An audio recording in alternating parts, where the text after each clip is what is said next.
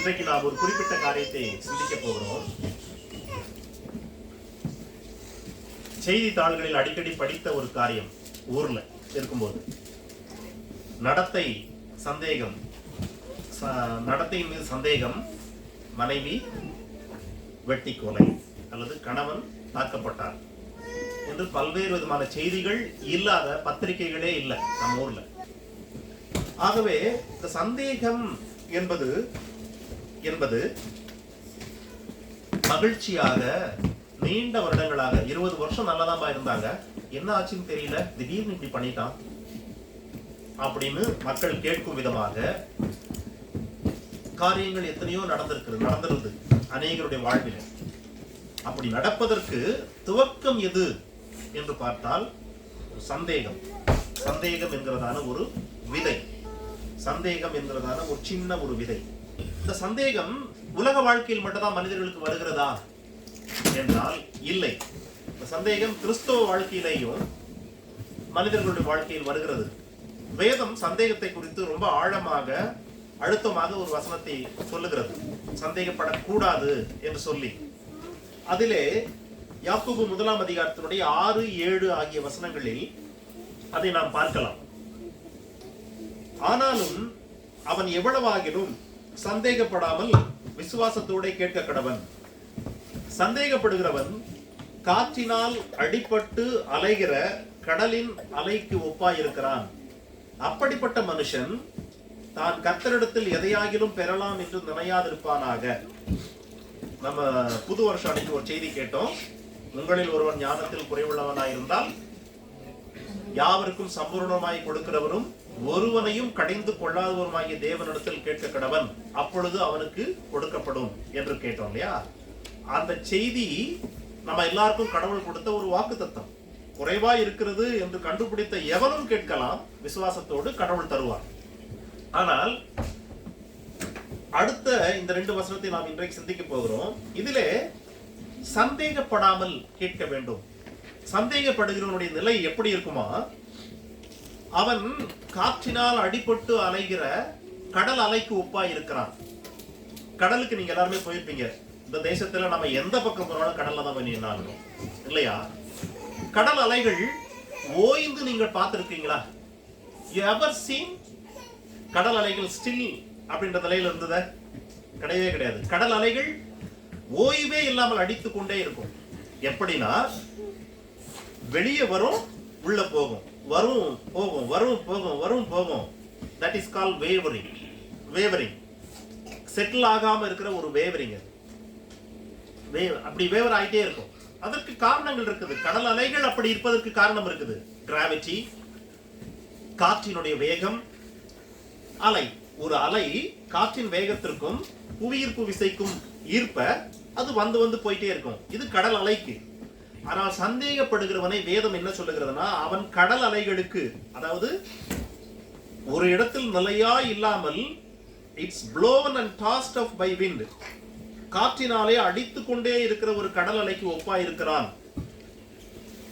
Living Bible சொல்லுதுங்க, the person who is having doubt, he is divided in his loyalty. அவனுக்கு, அதாவது ஒரே ஒரு இடத்தில் அவனுடைய லாயலிட்டியை காட்டுற மாதிரி இல்ல அவன். ஆகவே அவனுடைய லாயலிட்டி டிவைடடா இருக்குது. ஆகவே தான் அவன் இருமனம் உள்ளவனாய் 2 பக்கமும் அடித்து கொண்டே இருக்கிறான் என்று சொல்லுகிறது. இது கடவுளுடைய குணத்தை, கடவுளுடைய அன்பை, கடவுளுடைய ஸ்திரத்தன்மையை, கடவுளுடைய பாதுகாப்பும் குணத்தை, கடவுளுடைய வல்லமையை, இவை எல்லாவற்றையும் கேள்வி கேட்பதுதான் சந்தேகம். இவை எல்லாவற்றையும் கேள்வி கேட்பதுதான் சந்தேகம். கடவுள் இதற்கு முந்தின வசனத்துல கேள் என்று சொல்லுகிறார். ஆனால் அதை கேள்வி கேட்பதுதான் சந்தேகம். கேட்டா கிடைச்சிருமா என்று கேள்வி கேட்பது, அல்லது அவர் ஜெனரஸா கொடுப்பேன்னு சொல்றாரு, அதை சந்தேகிப்பதுதான் சந்தேகம். ஆக சந்தேகம் என்பது ஒரு சிறு புள்ளியில் துவங்குகிறது.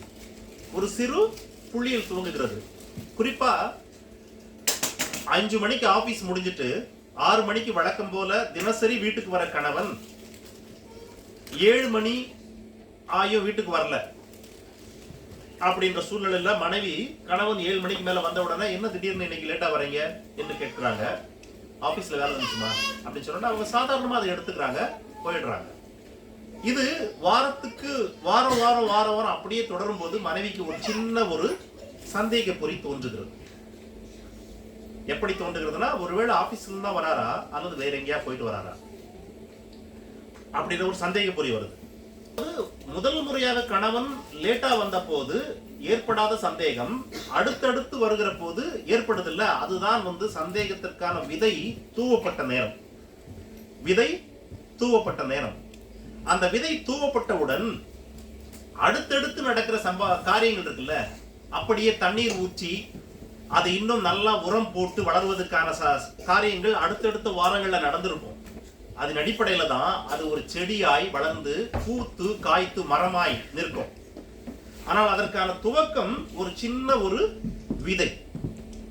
சந்தேகம் என்பது கூட கிறிஸ்தவ வாழ்க்கையிலும் ஒரு விதை போலதான் பயன்படுத்தப்படுகிறது. குறிப்பாக சாத்தான் வைத்திருக்கிற கிரேட்டஸ்ட் வெப்பன் என்று பார்த்தீங்கன்னா ஒரு பெரிய கத்தி அல்லது ஒரு பெரிய இயந்திர துப்பாக்கி எல்லாம் இல்ல, சந்தேகம் என்கிற ஒரு விதைதான். குடும்பத்தை சிதைக்கவாகட்டும், உங்கள் விசுவாசத்தை சிதைக்கவாகட்டும், கடவுளோடு உள்ள உங்கள் உறவை சிதைக்கவாகட்டும், அவன் பயன்படுத்துவது ஒரு சின்ன ஒரு விதை. அந்த விதைக்கு பெயர் சந்தேகம். நீங்க ஆதியாகமத்துக்கு போனீங்களா தெரியும். ஆதியாகமம் 3ஆம் அதிகாரத்துக்கு வாங்க, 5ஆம் வசனம். அதுல ஆதியாகமம் 3:5. For God knows that in the day you eat from it, your eyes will be opened, and you will be like God, knowing good and evil. சர்வம், அதாவது சாத்தான் ஏவாள் இடத்துல சொல்றான். என்ன சொல்றான்னா, கடவுளுக்கு நன்றாக தெரியும். என்ன தெரியும்னா, இந்த மரத்திலிருந்து நீ சாப்பிட்டால் உன் கண்கள் திறக்கப்படும். உன் கண்கள் திறக்கப்படும். திறக்கப்பட்டு நீ கடவுளை போல மாறிவிடுவாய். எப்படி என்றால், உனக்கு நன்மை தீமை என்னது என்று தெரியும். இந்த மரத்தில் நீ சாப்பிட்ட வினாடியிலேயே உன் கண்கள் திறக்கப்படும். நீ நன்மை தீமையை அறியத்தக்கவனாய் மாறிவிடுவாய். அப்படி மாறிவிடுவதனாலே நீ கடவுளை போல மாறிவிடுவாய் என்பது கடவுளுக்கு தெரியும். ஆனால் நான் என்ன சொல்ல வருகிறேன் என்றால், கடவுளுக்கு நீ கடவுளை போல ஆகுவது விருப்பமில்லை. நீ கடவுளை போல ஆக வேண்டும் என்று கடவுள் விரும்பவில்லை. ஆகவே தான் கடவுள் இதை உன்னை சாப்பிட வேண்டாம் சொல்லியிருக்கார் என்று சாத்தான் சொன்னவுடன், சொல்லுவது போல அவன் சொன்னவுடன் தான் ஏவாளுக்கு சந்தேகம் உருவாகிவிட்டது. அங்கே ஒரு சின்ன விதை தூவப்பட்டது. Do you really think God loves you? If He loves you, He would have allowed you to eat the fruit. Why? Because after you eat the fruit, your eyes will be open. You will become God. But He knows very well. That's why He not allow you to eat. அப்போ கடவுள் உண்மையாகவே என்னை நேசிக்கிறாரா என்கிற அந்த சந்தேகம் ஒரு சின்ன புள்ளியாய் அங்கே விழுந்தவுடன் absence of faith அங்க உருவாயிடுச்சு. அவன் நம்பிக்கை உருவாயிடுச்சு கர்த்தருடைய வார்த்தையின் மீது. சந்தேகம் என்பது எப்பொழுதுமே கர்த்தருடைய வார்த்தையின் மீது, கர்த்தருடைய பிராமிஸ் வாக்குத்தத்தத்தின் மீது, கடவுள் மீது, கடவுளுடைய குணத்தின் மீது, கடவுளுடைய வல்லமையின் மீது, கடவுளுடைய அன்பின் மீது ஏற்படுகிறதான கேள்வி, ஏற்படுகிறதான ஐயம், இவைகளுடைய துவக்கம் இதுதான். ஆக சந்தேகத்திற்கு யாருமே விதிவிலக்கு அல்ல. நோபடி. எவ்வளவு காலத்துக்கு அப்புறம் ஒரு மனுஷனுடைய வாழ்க்கையில சந்தேகம் வரலாம்.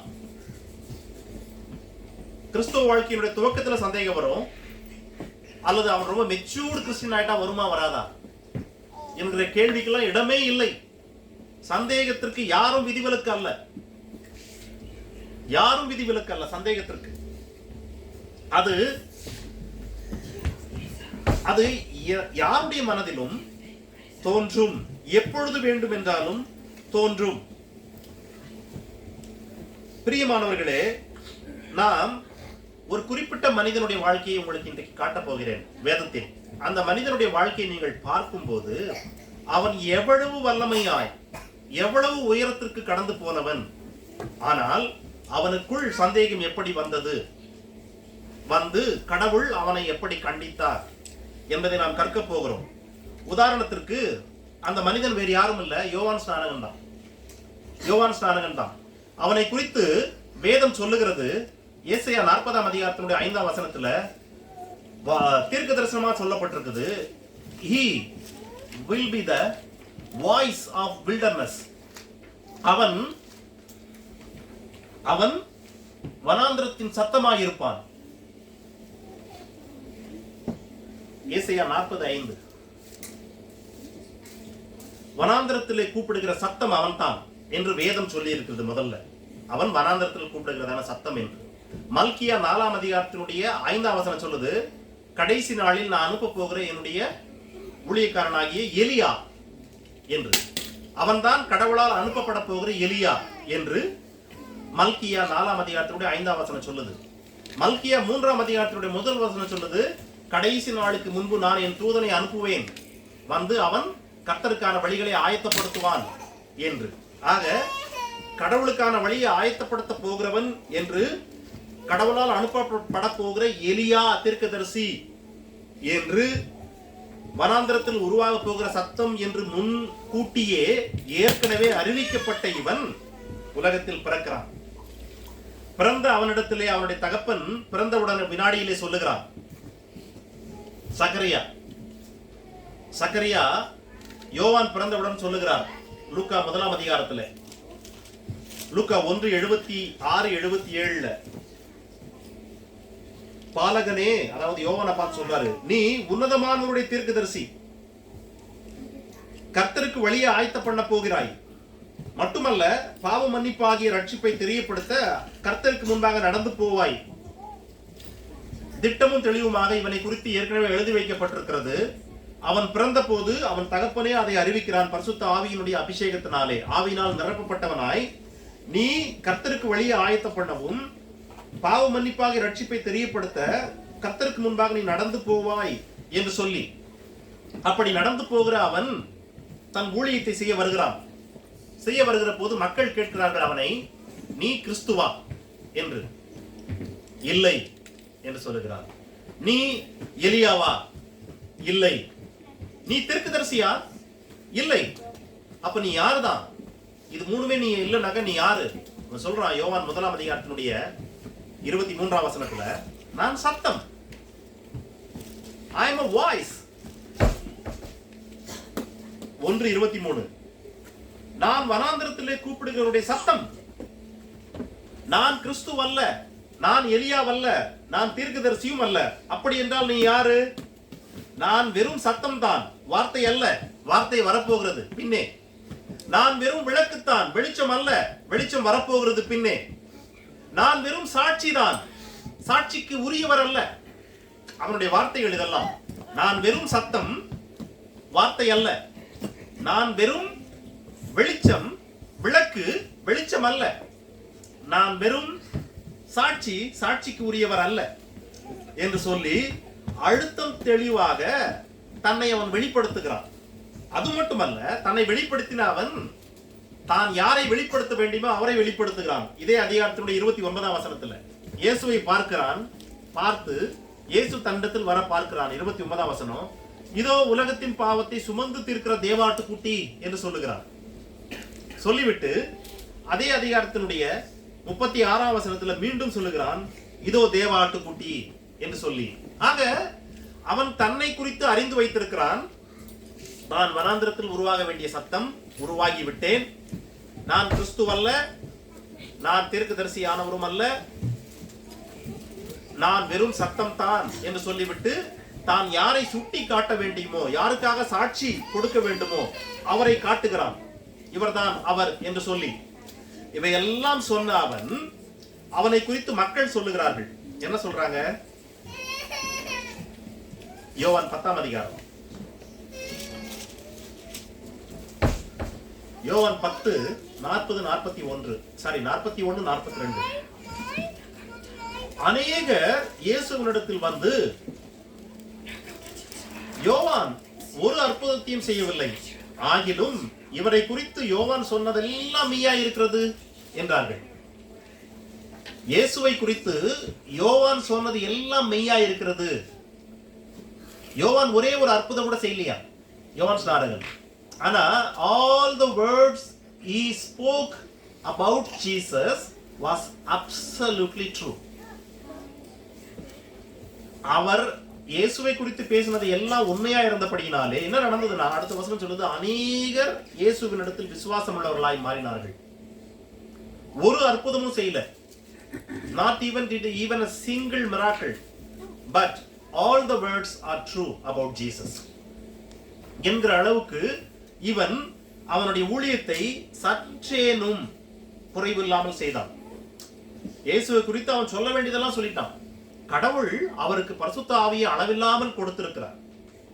ஆகவே கடவுள் யாரெல்லாம் அவரிடத்துல அனுப்புகிறாரோ அவர்களெல்லாம் அவரிடத்துல வருவாங்க. அந்த பகுதியை நீங்க வாசிங்க, உங்களுக்கு நல்லா தெரியும்.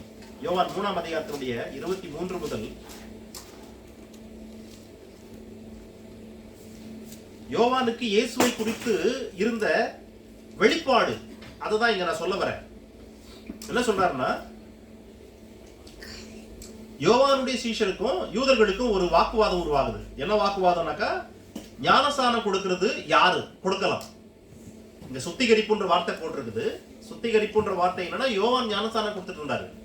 அதே நேரத்துல இயேசுனுடைய சீஷர்களும் இயேசுவோடு சேர்ந்து ஞானஸ்நானம் கொடுத்துட்டு இருக்காங்க.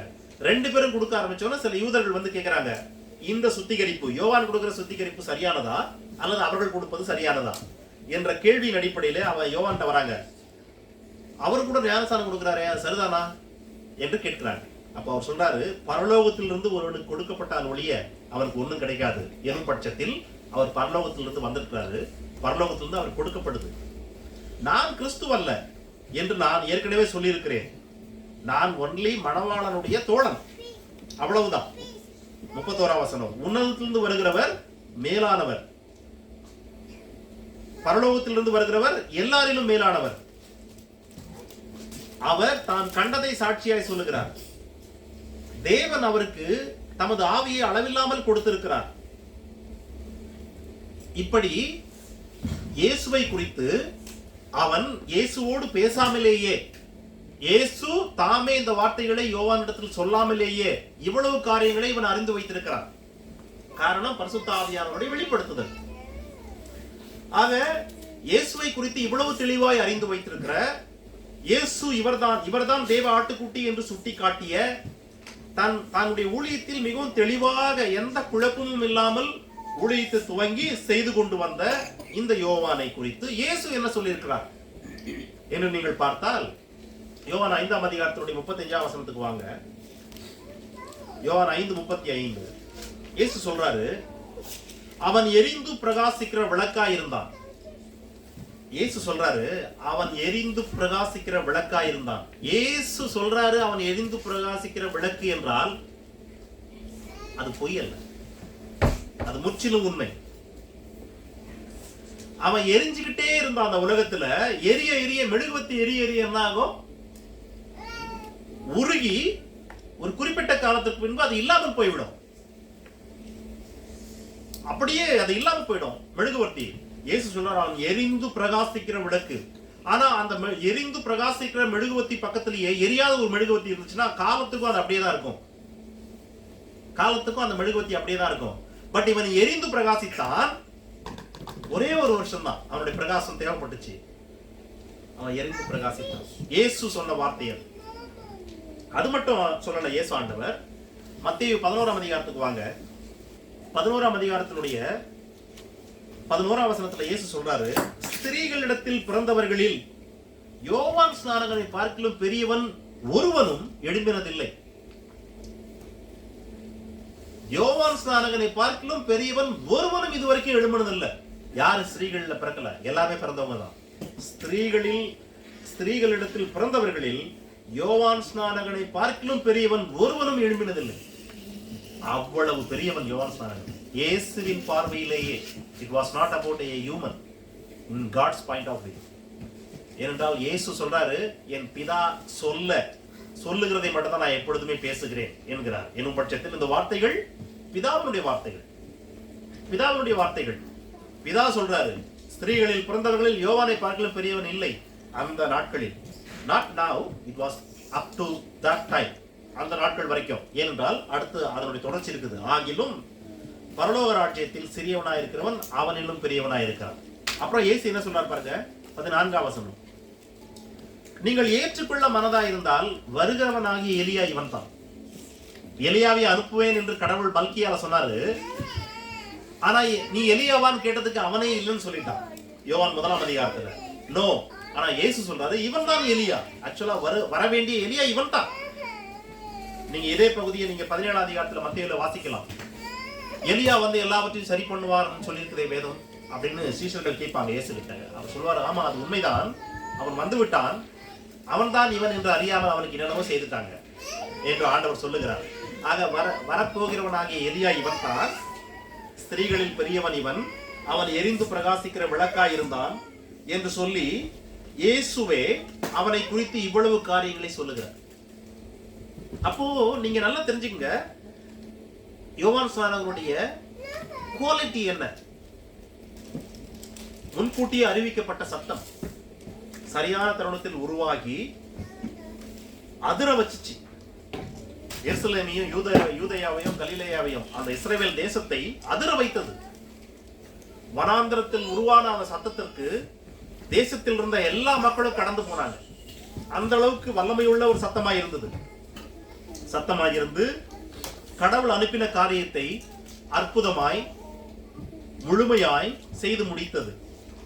அப்படி செய்து முடித்த அந்த ஒரு குரல் சத்தம் ஆகிய யோவான் ஸ்நானகன் இருக்கார்ல, அவருடைய வாழ்க்கையில ஒரு சந்தேகம் உருவாகிறது. லூக்கா 7ஆம் அதிகாரத்தில் இருக்குங்க. லூக்கா 7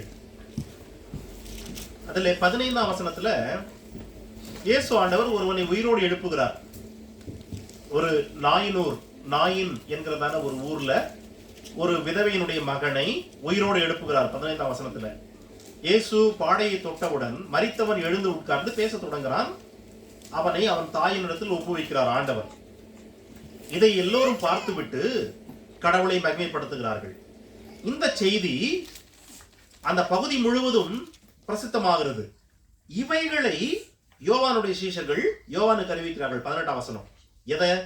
மரித்தவன் கூட எழுந்துட்டான், மரித்து பாடையில் போயிட்டு இருந்தவனை இவர் ஒருத்தர் உயிரோடு எழுப்பிட்டாரு என்கிற செய்தி உட்பட யோவான் ஸ்நானகனுடைய காதுகளுக்கு போகிறது. யோவான் ஸ்நானகன் எங்கே இருக்கிறான் இப்போ என்றால் சிறையில் இருக்கான். யோவான் ஸ்நானகன் சிறையில் இருக்கிறான். ஏரோதுக்கு விரோதமாய் ஏரோதனுடைய சகோதரனாகிய பிலிப்பினுடைய மனைவியை அவன் தன் மனைவியை ஆக்கி கொண்டான். அதனால அவனுக்கு விரோதமா யோவான் ஸ்நானகன் சொன்னா, நீ அவனுடைய மனைவியை எடுத்துக்கொண்டது நியாயம் அல்ல அப்படின்னு அவனை பிடிச்சு ஜெயில வச்சுட்டாங்க. ஜெயில இருக்கிற அவனுடைய காதுகளுக்கு இது போகிறது. இது போன உடனே யோவான் ஸ்நானகன் 19ஆம் வசனத்துல ஆள் அனுப்புறான். இயேசுவினிடத்தில் போய், வரப்போகிறவர் நீர்தானா அல்லது வேறு ஒருவர் வர நான் காத்திருக்க வேண்டுமா என்று கேளுங்கள் அனுப்புறான். You see that? Did you really understand the situation? He was a mighty prophet.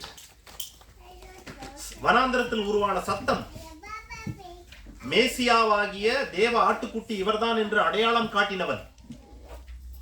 இயேசுவே சொன்னார் அவனை எரிந்து பிரகாசிக்கிற விளக்கு என்று.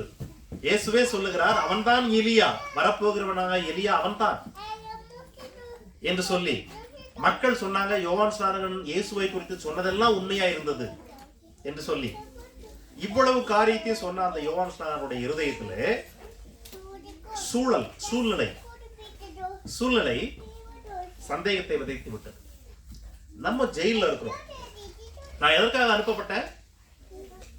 மேசியாவுக்கு வழியை ஆயத்தப்படுத்த அனுப்பப்பட்டேன். நான் வழியை ஆயத்தப்படுத்த வேண்டிய நான் ஏன் ஜெயில உட்கார்ந்துட்டு இருக்கிறேன்? அன்னைக்கு நான் காட்டினே யோர்தான் கிட்ட இவர் தான் தேவ ஆட்டுக்குட்டின்னு. ஒருவேளை அவர் தேவ ஆட்டுக்குட்டியா இருக்கும் பட்சத்துல நான் ஏன் சிறையில் இருக்க வேண்டும்? என்னை அவர் வெளியில விட்டுருக்கணும். அற்புதமா வெளியே விட்டு நான் அவருக்கு இன்னும் வழியை ஆயத்தப்படுத்தல என்னை பயன்படுத்தி இருக்கணும். நான் ஏன் இங்கு வீணாய் அமர்ந்து கொண்டிருக்க வேண்டும் சிறையிலே?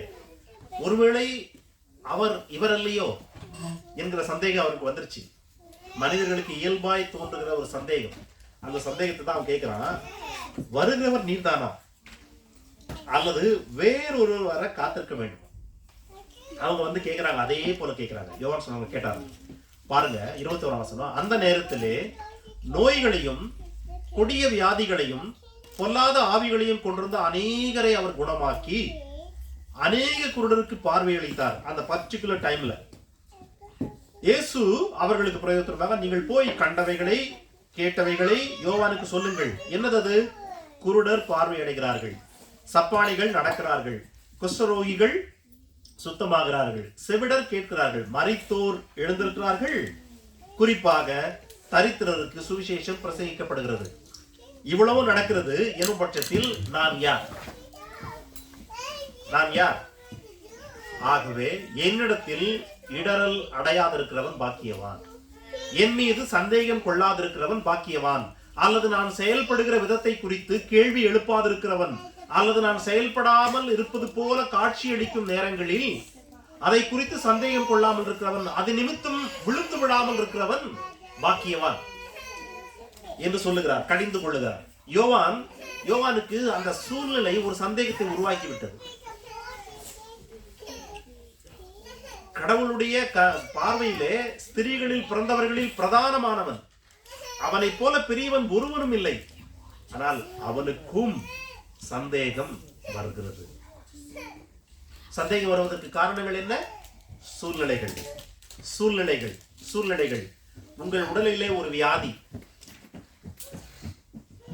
நீண்ட நாட்களாக ஜெபித்து ஜெபித்து ஜெபித்து பதில் கிடைக்கவில்லை. சந்தேகம் வருவதற்கான வாய்ப்புகள் உண்டு. என்ன? கடவுள் என் ஜெபத்தை கேட்கிறாரா இல்லையா? நான் தொட்டதெல்லாம் வீணா போகுது. ஆனா வாரம் தவறாம சர்ச்சுக்கு வரோம், ஜெபிக்கிறோம், சந்தேகம் வரும். நம்ம ஜெபிக்கிறோமே, ஏன் நம்ம தொடுவதெல்லாம் இப்படி போகுது? கடவுள் ஒருவேளை என் ஜெபத்தை கேட்கிறாரா இல்லையா? சந்தேகம் வருவது இயல்பு. நமது வீட்டில் ஏதாவது இழப்பு ஏற்பட்டு கொண்டே இருக்கிறது, சந்தேகம் வருவது இயல்பு. இப்படி சந்தேகங்கள் இந்த உலக ரீதியாக ஏற்படுவது போலவே நமக்கு ஏற்படுவது இயல்பு. ஆனால் கடவுள் சொல்கிறார், என்னிடத்தில் இடரல் அடையாதிருக்கிறவன் பாக்கியவான். அல்லது யாக்கோபின் படி என்ன சொல்றாங்கன்னா, சந்தேகப்படுகிறவன் கடவுளிடத்தில் எதையும் பெற்றுக்கொள்ள முடியாது. சந்தேகப்படுகிறவன் கடவுளிடத்தில் எதையும் பெற்றுக்கொள்ள முடியாது. சந்தேகம் யாருக்கு வேணாலும் வரலாம், யாருக்கு வேணாலும் சந்தேகம் வரலாம், எந்த வயதில் வேணாலும் வரலாம், கிறிஸ்துவ வாழ்க்கையினுடைய எந்த வருடங்களில் வேணாலும் வரலாம். இயேசு அங்க என்ன சொல்றாருன்னா, என்னிடத்தில் இடரல் அடையாதிருக்கிறவன் பாக்கியவான். ஆங்கில வதம் சொல்லுது, those who not turn away from me or turn away because of me, because of the way I am working. அதாவது நான் எப்படி செயல்படுகிறேனோ. யோவான் என்ன எதிர்பார்த்தாருனாக்கா, அவர் தான் மேசியா, நான் ஜெயிலில் உட்காந்துருக்கிறேன், மரித்தவர்களை எழுப்ப முடியுது, குருடர்களுக்கு கண் திறக்க முடியுது, சிம்பிளா என்ன. ஏன்னா இயேசுவை குறித்து சொன்ன தீர்க்க தரிசனம் என்ன தெரியுங்களா? ஏசாயால நீங்க போய் படிச்சு பார்த்தா, சிறைப்பட்டவர்களை விடுதலையாக்க செய்வார். அந்த வசனத்தை நீங்க பார்த்தா உங்களுக்கு புரியும். அந்த வசனம் நீங்கள் பார்க்கும்போது உங்களுக்கு தெரியும், சிறைப்பட்டவர்களுக்கு விடுதலை. ஏசாயா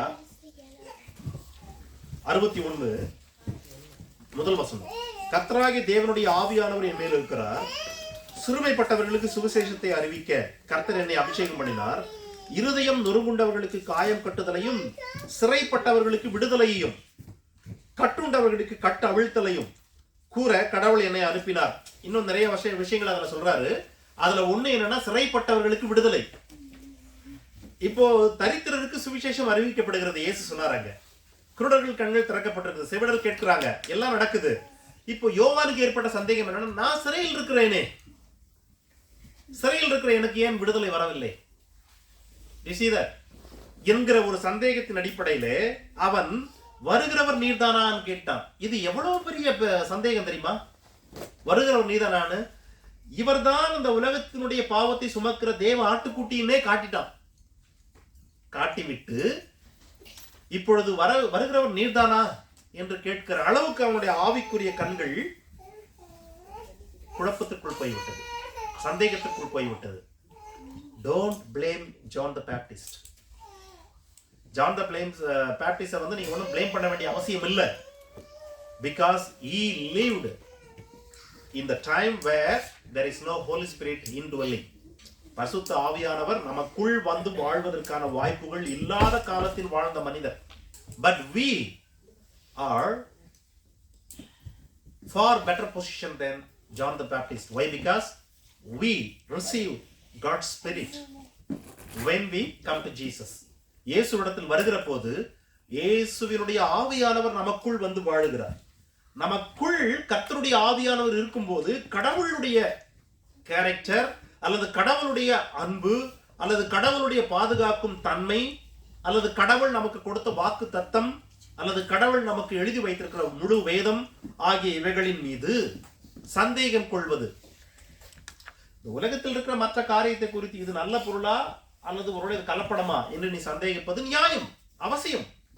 இது குவாலிட்டியான பொருள் தானா அல்லது கலப்படமா என்பதை நீ சந்தேகித்து சரியான பொருளை வாங்க வேண்டியது உன்னுடைய தேவை. வேதமே சொல்லுகிறது வேறொரு கிறிஸ்து, நான் பிரசங்கியாத வேறொரு கிறிஸ்துவை பிரசங்கிப்பாங்க என்று பவுல் எழுதுகிறாரு.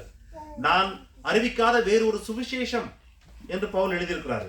அல்லது நீங்கள் பெற்றிராத வேறொரு ஆவி என்று. ஆக கலப்படம் எல்லாவற்றிலுமே இருக்கிறது. ஆனால் எழுதப்பட்ட வேதம் தான். இதில் கலப்படம் இல்லை. இதில் சொல்லப்பட்டிருக்கிறதான கடவுளுடைய குணம் மாறாதது, என்றும் மாறாதது, அவைகளில் மாற்றம் இல்லை. ஆகவே கடவுளுடைய குணத்தின் மீதோ அல்லது அவருடைய செயல்படும் விதத்தின் மீதோ, ஏன்னா இயேசு என்ன சொல்றாருன்னா, turn away because of me, turn away because the way I am working. என்ன, தரித்திரருக்கு சுவிசேஷம் பிரசங்கிக்கப்படுது, குருடர் பார்வை பெறாங்க, செவிடருக்கு காது கேக்குது, ஆனா நான் மட்டும் இன்னும் சரியில் உட்கார்ந்திருக்கிறேன், என்ன ஏன் வெளியே கொண்டு வரல? The way he was working is make him stumble on Jesus, offense on Jesus. அங்க இயேசு கடிந்து கொள்கிறார். Because of me, because of the way I am working, whoever stumble on me.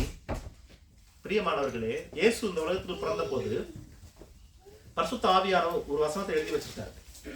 திருப்புங்க என்னோட கூட 2ஆம் அதிகாரம் லூக்கா 2:34. அதுல பின்னும் சிமியோன் அவர்களை ஆசீர்வதித்து அவருடைய தாயாகிய மரியாளை நோக்கி, இதோ அநேகருடைய இருதய சிந்தனைகள் வெளிப்படத்தக்கதாக இஸ்ரவேலில் அநேகர் விழுகிறதற்கும் எழுந்திருக்கிறதற்கும் விரோதமாக பேசப்படும் அடையாளமாவதற்கும் இவர் நியமிக்கப்பட்டிருக்கிறார். இயேசு என்கிற குழந்தையை கையில் ஏந்தி கொண்டு சிமியோன் சொல்றாரு, இஸ்ரவேலில் அநேகருடைய இருதய சிந்தைகள் வெளிப்படத்தக்கதாக மட்டுமல்ல, அநேகர் விழுந்து போவதற்கு, அநேகர் எழுந்திருப்பதற்கு அல்லது விரோதமாக பேசப்படும் அடையாளமாவதற்கு இவர் நியமிக்கப்பட்டிருக்கிறார். இருதய நினைவுகள் வெளிப்படுவதற்கு இவர் ஏற்படுத்தப்பட்டிருக்கிறார். யோவான் ஸ்நானகன் வல்லமையாய் ஊழியம் செய்தாலும் கூட அவனுடைய இருதயத்தினுடைய நினைவுகள், சிந்தைகள் அங்கே வெளிப்படுத்தப்பட்டது இயேசுவின் நிமித்தமாக. The way Jesus was worked because of Jesus. மட்டுமல்ல, அநேகர் விழுவதற்கு, எழுந்திருப்பதற்கு இவர் ஏற்படுத்தப்பட்டிருக்கிறார். எப்படிங்க ஒருத்தர் விழுவாங்க? இவர்தான் இயேசு என்று ஏற்றுக்கொள்ள முடியாமதான் பரிசேயர்கள் விழுந்தாங்க. இவர்தான் கடவுள் ஆண்டாண்டு காலமாக நமக்கு வாக்குத்தத்தமாக சொன்ன மேசியா என்பதை ஏற்றுக்கொள்ள முடியாம விழுந்தாங்க. அநேகர் விழுவதற்கு அவர் காரணமா இருந்தார். அதே லைன்ல தான் யோவான் ஸ்நானகன் வந்தாரு. நீர் தான் அந்த மேசியாவா அல்லது வேறொரு வருவாரா என்கிறார். இட் லுக் லைக் யோவான் ஸ்நானகனுடைய மினிஸ்ட்ரி எல்லாம் பார்த்துட்டு இதை பார்க்கும்போது இட் லுக் லைக் சாதாரணம், அது ஒரு ரொம்ப பெரிய பாவம் இல்லை என்பது போல நாம் நினைச்சு கொள்ளலாம். No, sin is sin. Doubting God is not wrong actually. We all consider don't doubt God, it's wrong அப்படின்னு சில பேர் சொல்லுவாங்க. No, no, no, no. Doubting God is a sin. Sin, பாவம். அப்போ இயேசு இவர் மேசியா அல்ல என்று சொன்ன பரிசேயர்களுக்கும் நீர்தான் மேசியாவா, நீர்தான் வரப்போகிறவரான மேசியாவா என்று கேட்ட யோவானுடைய கேள்விக்கும் என்ன வித்தியாசம்? According to God, both is same. Both is same. சந்தேகம் எவ்வளவு பெரிய ஊழியனா இருந்தாலும் வரும், எவ்வளவு இளைய குழந்தையா இருந்தாலும் வரும். குறிப்பாக ஸ்பிரிச்சுவலி ஐ எம் டாக்கிங். யாருக்கு வேணாலும் வரும். ஆனா சந்தேகம் என்பது பாவம். வேதம் சொல்லுகிறது, சந்தேகப்படுகிறவன் கடவுளிடத்தில் எதையும் பெற்றுக்கொள்ள முடியாது. அநேகர் விழுவதற்கு, இப்போ நான் ஆண்டவரை ஏற்றுக்கொண்டு வந்து விட்டேன், நீங்கள் ஆண்டவரை ஏற்றுக்கொண்டு வந்து விட்டீர்கள், நீங்கள் வந்துவிட்ட நிலையிலிருந்து விழுவதற்கு இயேசு காரணமாயிருப்பார். வேதம் சொல்லுது அநேகர் விழுவதற்கு, எழுந்திருப்பதற்கு. எப்படி என்றால், அவர் எக்ஸ்பெக்டேஷன் will not fulfill. நம்மளுடைய எதிர்பார்ப்புகள் நிறைவேறாத போது நாம் எதிர்பார்க்கிற காரியம் கடவுளண்டையில் கடவுள் நாம் எதிர்பார்த்த நேரத்தில் செய்யாத போது, நாம் எதிர்பார்க்கிற முறையின் அடிப்படையில் செய்யாமல் இருக்கும் போது we got a doubt. உண்மையிலேயே இது கடவுளுடைய சித்தம் தானா? எப்படி ஆபிரகாம் கடவுள் சொன்னாரு, நீ எழுந்து நான் காட்டும் தேசத்துக்கு போன்னு சொன்னாரு. அவன் எழுந்து போனா, அவன் போய் சேர்ந்த இடத்துல கடவுள் சொன்னார், இதுதான் நான் சொன்ன தேசம் சொன்னார். நீங்க 12ஆம் அதிகாரத்துல படிக்கலாம், ஆதியாகமத்துல. இதுதான் நான் சொன்ன தேசம் சொன்னாரு. அங்க போறோம், என்ன நடந்தது? நம்ம ஏற்கனவே ஒரு செய்தி கேட்டோம், பஞ்சம். கடவுள் சொன்ன இடத்திற்கு, கடவுள் சொன்ன இடத்திலிருந்து வெகு தூரம் பயணப்பட்டு வந்து சேர்ந்த ஒரு மனிதனுக்கு அங்கே பஞ்சம் வருகிறது. அப்போ இது ஒருவேளை கடவுள் சொன்ன இடம் இதுதானா என்கிற சந்தேகம் அவனுக்கு வருவதற்கு இயல்பு இல்லையா? அப்போ இவ்விதமான கேள்விகள் உங்களுடைய ஆவிக்குரிய வாழ்க்கையிலே உங்கள் ஜெபங்களுக்கு பதில் கிடைக்கவில்லை என்ற எண்ணம் உங்களுக்குள் உருவாகும் போது, நீங்கள் நினைக்கிறது போல உங்கள் காரியங்கள் நடக்கவில்லை என்று நீங்கள் கண்டுகொள்ளும் போது சந்தேகம் வருவது இயல்பு. பிரியமானவர்களே, வேதம் சொல்லுகிறது, சந்தேகப்படுகிறவன் கடவுளிடத்தில் எதையும், ஏன்னா நம்ம அந்த 5ஆம் வசனம் பாத்தீங்களா ஞானத்தை குறித்து சொல்லுது, ஆனா 7ஆம் வசனம் சொல்லுது எதையும் ஞானத்தின் போடலாங்க. You cannot receive anything. You cannot receive anything if you have a doubt in your heart, especially on God's character and God's promise and God's love and God's care. கடவுள் உங்கள் மீது வைத்த அன்பு, கடவுள் உங்கள் மீது வைத்திருக்கிறதான பாதுகாப்பு, கடவுள் உங்கள் மீது வைத்திருக்கிற எல்லா அவருடைய ஒட்டுமொத்தமான கேரக்டர்ஸ், இவைகளின் மீது நாம் அவநம்பிக்கை கொள்ளும் போது we will not receive anything in God's hand. 1 பேதுரு 2ஆம் அதிகாரத்தினுடைய 7ஆம் வசனம், 8ஆம் வசனம். அவர்கள் திருவசனத்துக்கு கீழ்ப்படியாதவர்களாயிருந்து இடறுகிறார்கள், அதற்கென்றே நியமிக்கப்பட்டவர்களாயும் இருக்கிறார்கள். இங்கே ஒரு கூட்ட மக்களை குறித்து பேதுரு எழுதுகிறார். திருவசனத்திற்கு கீழ்ப்படியாமல் இடறுகிறார்கள். திருவசனத்திலே கடவுள் செயல்படுகிற விதம் எழுதப்பட்டிருக்கிறது. ஆனாலும் கூட கடவுள் இப்படிதான் செயல்படுவார் என்று சட்டம் இல்லை. ஒவ்வொருடைய வாழ்விலும் ஒவ்வொரு விதமாக செயல்படுகிறார். அவரவர்கள் கடவுளுக்கு விட்டு கொடுக்கும் அளவு, அவரவர்கள் தங்கள் பிடியை கடவுளுடைய கரங்களில் கொடுக்கும் அளவு, தங்களுடைய வாழ்க்கையினுடைய முழு அளவை அல்லது தங்கள் இருதயத்தினுடைய முழு கொள்ளளவை கடவுளுக்கு எவ்வளவு கொடுக்கிறோமோ அந்த அளவுக்கு கடவுள் ஒவ்வொருடைய வாழ்விலும் செயல்படுகிறார். இங்கே இடறுகிறார்கள், கீழ்ப்படியாமல் இருந்து இடறுகிறார்கள். இயேசு அநேகர் இடறுவதற்காக ஏற்படுத்தப்பட்டவர். இதுக்கு முந்தின வருஷம் சொல்லுது பாருங்க, அந்த மூளைக்கல்லாகிய அவர் இடறுவதற்கு ஏதுவான கல், விழுவதற்கு ஏதுவான கல். அநேகர் இடரவும் அநேகர் விழுந்து போகவும் ஏதுவான அந்த கல் என்று இயேசுவை குறித்து வேதம் சொல்லுகிறது. சிமியோன் தான் சொன்னார், இயேசு தான் சொன்னார் யோவான் கிட்ட, என் நிமித்தம் இடரடையாதிருக்கிறவன் பாக்கியவான், அல்லது நான் செயல்படும் விதத்தை குறித்து இடரடையாதிருக்கிறவன் பாக்கியவான். இடரல் என்கிற வார்த்தையை நாம் கடவுள் மீது சந்தேகம் என்கிற அடிப்படையில் பார்த்து கொண்டிருக்கிறோம். பிரியமானவர்களே, you may need a lot of things in this world. உங்களுக்கு அநேக காரியங்கள் தேவை இருக்கலாம். அநேக காரியங்கள், சரீரத்தில் பலவீனம் சரியாகி ஆரோக்கியம் வேண்டும், குடும்பத்தில் பிள்ளைக்கு உடல்நிலை சரியாகி அவர்கள் ஆரோக்கியம் அடைய வேண்டும், பிள்ளைகள் நல்ல கல்வியை பெற்றுக்கொள்ள வேண்டும், அல்லது பெற்றவர்களுக்கு பெரியவர்களுக்கு உடல்நிலை சரியாக வேண்டும், அல்லது நம்முடைய பண கஷ்டங்கள் தீர வேண்டும், அல்லது நாம் சந்திக்கிற சூழல்களை நாம் கடந்து போவதற்கு நல்ல ஒரு வேலை வேண்டும். இப்படி பல்வேறு தேவைகள் உங்களுக்குள்ள இருக்கலாம். இது எல்லாம் எல்லா மனிதர்களுக்கும் ஏற்படுகிற காரியம் தான், எல்லா மனிதர்களுக்கும். Don't confuse this one which is spiritual things. Spiritually we were called to become God's children. கடவுளுடைய புத்திரர்கள், கடவுளுடைய மகன்கள் என்று அழைக்கப்படுவதற்கு, அதற்கு நமக்கு எது வேண்டும், எவ்வளவு வேண்டும், எப்பொழுது வேண்டும், இவைகளை கடவுள் தருகிறார். இவைகளை கடவுள் தருகிறார். அதை தருவது கூட நாம் எவ்வளவு கடவுளுக்கு நம்மை விட்டுக் கொடுக்கிறோமோ அந்த அடிப்படையில் தருகிறார். ஆனால் அவைகளை பெற்றுக்கொள்வதற்கு உங்களுக்குள் என்ன கேள்விகள் இருந்தாலும் கடவுள் அதை தீர்க்க வல்லவர். ஆனால் கடவுளுடைய வாக்குத்தத்தத்தின் மீது, கடவுளுடைய செயல்பாடுகளின் மீது, கடவுளுடைய கேரக்டரின் மீது சந்தேகம் கொள்ளாது. If you have a doubt you will not receive anything என்று வேதம் அழுத்தமாக சொல்லுகிறது. இதை நாம் யோவானுடைய வாழ்க்கையில பார்த்தோம், ஏவாளுடைய வாழ்க்கையில பார்த்தோம். சந்தேகத்தை அவன் தூவுகிறான், ஒரு விதை போல தூவுகிறான் சாத்தான். அப்படி தூவப்பட்ட அந்த சந்தேக விதைகள் உங்கள் வாழ்க்கையில அநேகம் இருக்கும். Go and just check your olden pages. உங்களுடைய நேற்றைய பக்கம், முந்தின நாள் பக்கம், அல்லது கடந்த வாரம் போய் பாருங்க. அநேக சந்தேக விதைகள் தூவப்பட்டிருக்கும் சாத்தானால. அந்த விதைகள் ஒருவேளை இன்னும் முளைக்கல அப்படின்னா ரீசன் நீங்க ஒருவேளை தண்ணி ஊத்திருக்க மாட்டீங்க. முளைச்சிருக்குது, ஏதாவது அது மரமா இருக்குன்னா நீங்க நல்லா தண்ணி ஊத்திருப்பீங்க. அதனால கோ அண்ட் அன்பிளக். முளைச்சிருக்கிற செடியா இருந்தா புடுங்கி எடுத்து வெளியே போடுங்க.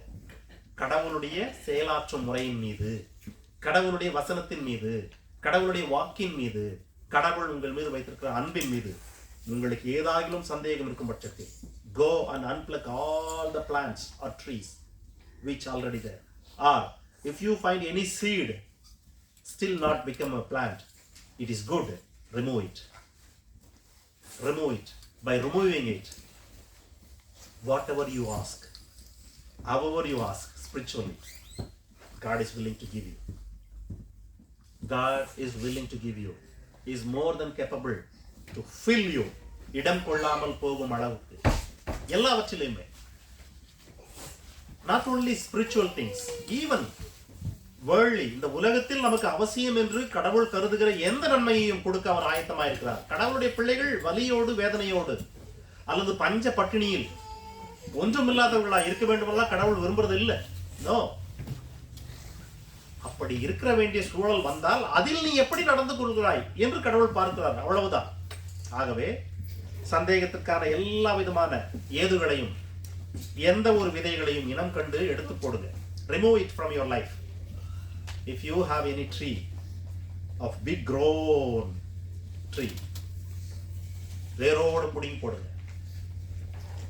சந்தேகம் குடும்பத்தை சீரழிக்கும், வாழ்க்கையை சீரழிக்கும். சந்தேகம் கிறிஸ்துவ வாழ்க்கையை சீரழிக்கும். ஸ்பிரிச்சுவல் வாழ்க்கை, கடவுளோடு உள்ள உறவிலே உங்களை தனிமைப்படுத்திவிடும். So don't give place or space to doubt in your heart. Don't ever doubt God's love. Check this word. May God bless you.